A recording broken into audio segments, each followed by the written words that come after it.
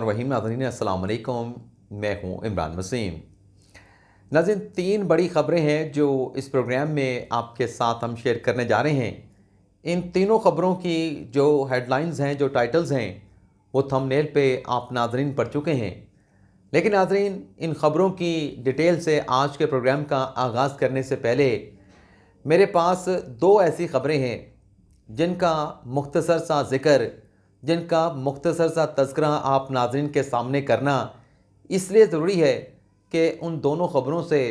दो बड़े अहम सवालात जन्म लेते हैं। पहली ख़बर नाज़रीन यह है कि तहरीक इंसाफ के रहनुमा, साबिक़ वफाकी वज़ीर और चेयरमैन PTI इमरान खान साहब के तर्जुमान फवाद चौधरी की अमरीकी सफ़ीर डोनाल्ड ब्रूम के साथ इस्लामाबाद में अमेरिकन सफारत खाने में 1 घंटे की मुलाकात हुई है। अब यह ख़बर आप नाज़रीन तक पहुँच चुकी है, लेकिन नाज़रीन सवाल यह है कि जब इमरान खान के ख़िलाफ़ अदम एतमाद की तहरीक आई तो PTI की जानिब से बयानिया बनाया गया कि जो उनके अरकान बगावत करने जा रहे हैं या उनके जो अरकान बगावत कर चुके हैं वो अमरीकी सफारत खाने में गए थे। और इमरान खान साहब के ये स्टेटमेंट भी सामने आए कि अपोजिशन के अरकान जो हैं, यानी उनके अपने अरकान, उनसे मुतल्लिक़ इमरान खान साहब ने कहा कि उनकी अमरीकी सफ़ीर के साथ मुलाकात हुई है।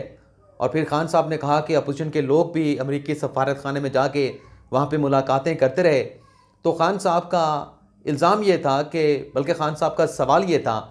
कि ये अपोजिशन के लोग जो है वो किस हैसियत में जाकर अमरीकी सफारत खाने में जाके मुलाकातें करते रहे। तो आज सवाल ये है कि इस वक्त तो पाकिस्तान तहरीक इंसाफ अपोजिशन में हैं, फवाद चौधरी साहब वफाकी वज़ीर नहीं रहे, तो वो अब किस हैसियत में जाके अमरीकी सफारत खाने में अमरीकी सफ़ीर के साथ मुलाकातें कर रहे हैं। और दूसरा ये भी सवाल है जो इमरान खान साहब ने ऐलान किया है कि वो पंजाब और KP की असम्बलियाँ तहलील करने जा रहे हैं। तो इन दोनों असम्बलियों की तहलील होने के बाद अगर मरकज़ी हुकूमत भी बरकरार ना रह पाई, मरकज़ी हुकूमत भी मजबूर हो गई इंतखाबात करवाने के लिए, तो क्या इसे एक नई अमरीकी साजिश कहा जाएगा? क्योंकि इधर इमरान खान साहब ने असम्बलियाँ तोड़ने का ऐलान किया और उधर फवाद चौधरी साहब जो हैं वो जाके अमरीकी सफ़ीर के साथ मुलाकात करते हैं। तो इसे भी अमरीकी साजिश कहा जा सकता है, नहीं कहा जा सकता? ये मेरा एक सवाल है, जवाब आप नाज़रीन देंगे। दूसरी नाज़रीन ख़बर जो मैं आप नाज़रीन के साथ इसका जिक्र करने जा रहा हूँ वो नाज़रीन ख़बर ये है कि शेख रशीद साहब, उनका एक नया ताज़ा बयान सामने आया है। और ये बयान शेख साहब ने दिया है चेन ऑफ कमांड की तकरीब के बाद, यानी जो छड़ी है पाक फ़ौज की वो जनरल बाजवा से जनरल आसिम मुनीर साहब के पास आई है। तो शेख साहब ने स्टेटमेंट दिया है। मैं लंबी तहमीद नहीं बांधूंगा, आज की जो बड़ी ख़बरें हैं उनकी तफसीलात पर हम जल्द अज जल्द जो है वो आएंगे।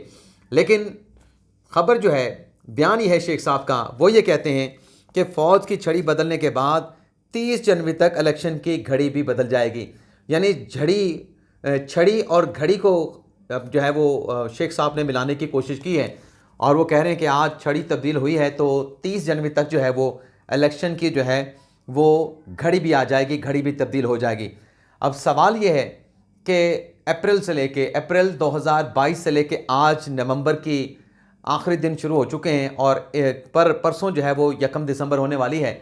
तो सवाल ये है कि अगर आप काउंट करें, बल्कि आपके ज़िम्मे में एक टास्क लगाने जा रहा हूँ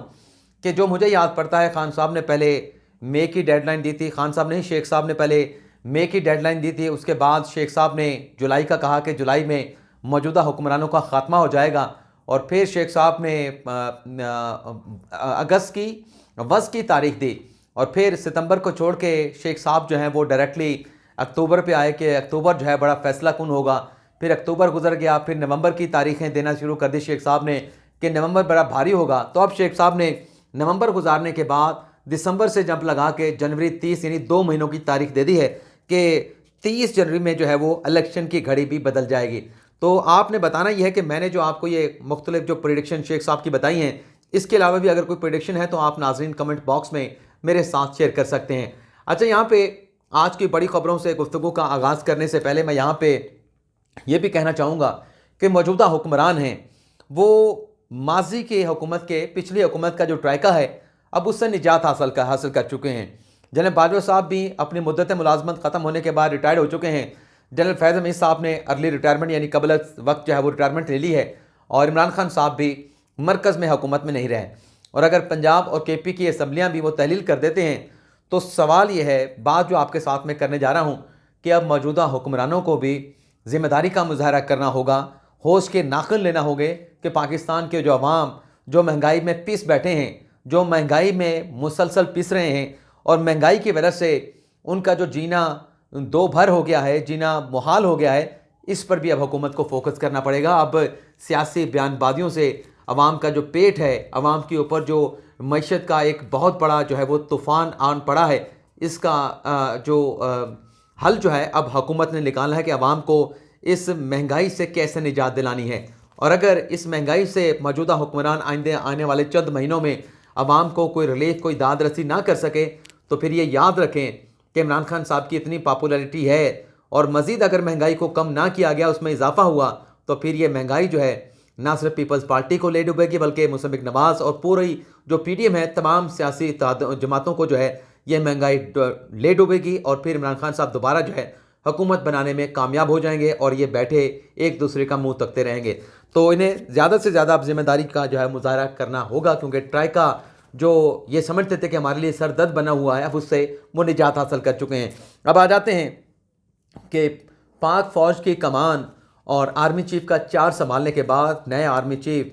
جنرل سید عاصم منیر صاحب کون سے 3 حکم جو ہے وہ جاری کرنے والے ہیں، ان کے پہلے 3 حکم کون سے ہوں گے؟ ایک تو ناظرین آپ کو بتا دیں کہ کمان کی تبدیلی کے بعد جو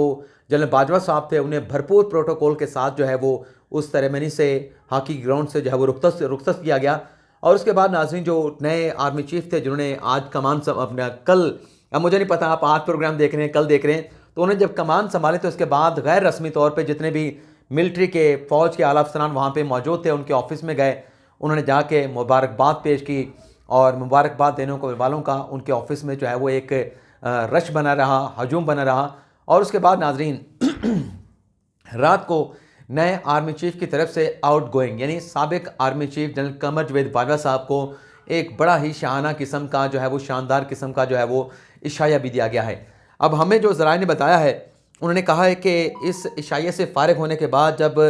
انفارمل وہ اپنی ذمہ داریاں سنبھال لیں گے نئے آرمی چیف، تو وہ 3 آرڈر جاری کریں گے۔ ایک آرڈر وہ جاری کریں گے، ایک تو بلکہ آپ کو یہ بتا دیں کہ اس بات کا امکان ظاہر کیا جا رہا ہے کہ اگلے ہفتے،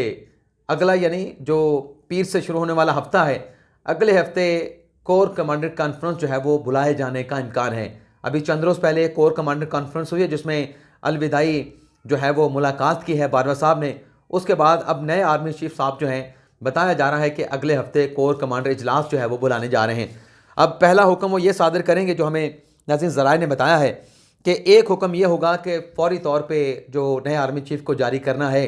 کہ چیف آف جنرل سٹاف کون ہوں گے۔ یعنی یہ چیف آف جنرل سٹاف جنہیں CGS بھی کہتے ہیں، یہ وہ شخصیت ہوتی ہیں، یہ وہ عہدیدار ہوتے ہیں، پبلک آفس ہولڈر ہوتے ہیں، جو آرمی چیف کے بعد جنہیں سیکنڈ ان کمان کہا جاتا ہے، اور یہ آرمی چیف کے بعد یعنی نیکسٹ ٹو آرمی چیف انہیں کہا جاتا ہے۔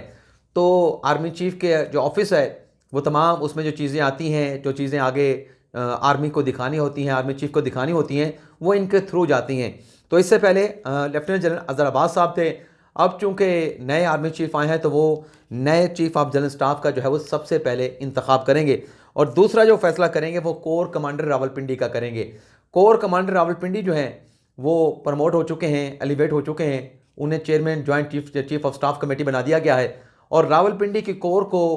خاص اہمیت دی جاتی ہے۔ پاکستان کے سیاسی تناظر میں یہ جو راولپنڈی کے کور ہے، اس میں جو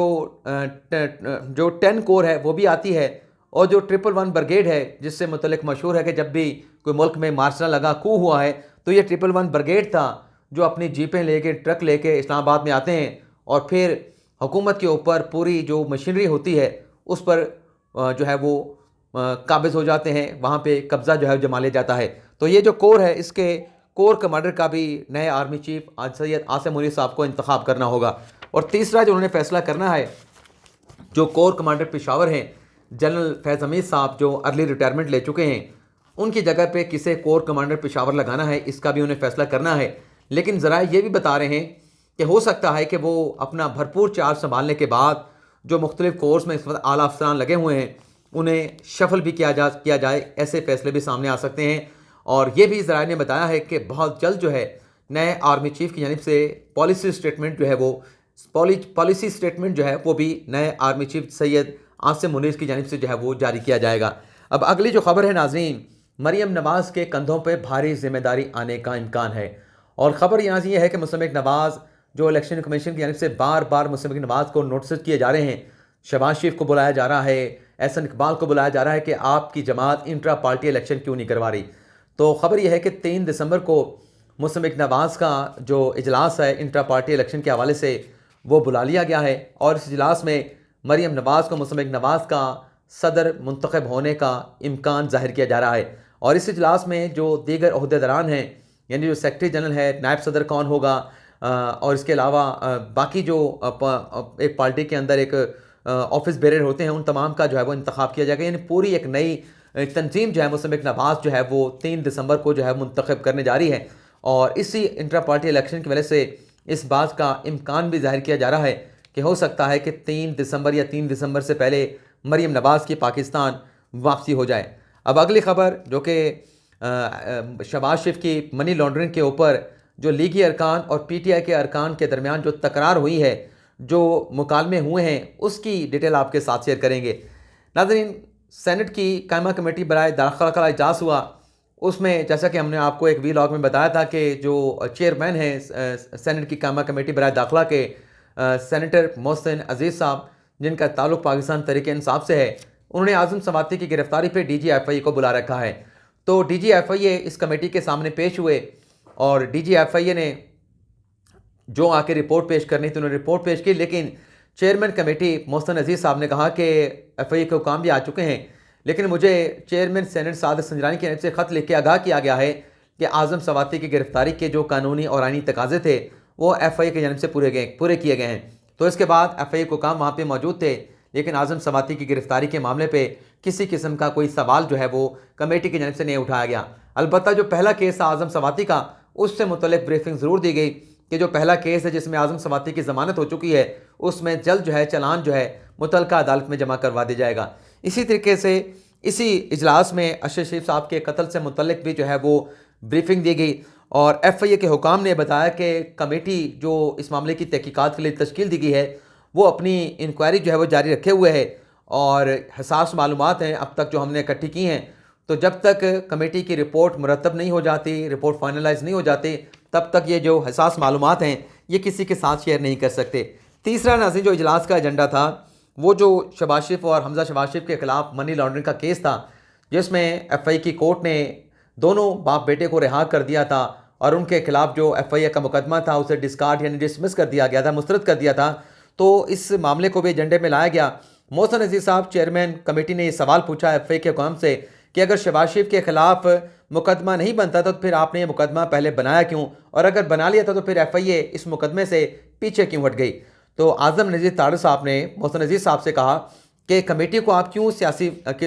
کو سیاسی نہ بنایا جائے، ایف آئی اے نے کسی کے خلاف کوئی مقدمہ واپس نہیں لیا، کیا اب آپ کمیٹی میں عدلیہ اور ججز کو بھی کٹہرے میں لائیں گے؟ عدالت نے قرار دیا ہے کہ یہ مقدمہ شہباز شریف اور حمزہ کے خلاف بنتا نہیں تھا، اور جو معین صلاحی کا مقدمہ ہے وہ اس سے زیادہ سنگین تھا۔ اور پھر جو پاکستان تحریک انصاف کے سینیٹر تھے سیف اللہ ابڑو صاحب، انہوں نے کہا کہ منی لانڈرنگ کا جو شہباز شریف کی منی لانڈرنگ کا معاملہ ہے وہ کمیٹی کے ایجنڈے کا حصہ ہے، اگر یہ معاملہ کمیٹی کے ایجنڈے میں شامل کر لیا گیا ہے تو آپ کو جلن کیوں ہو رہی ہے؟ تو یہ تھا ناظرین قائمہ کمیٹی کے اجلاس کا احوال۔ اجازت چاہتے ہیں، اللہ حافظ۔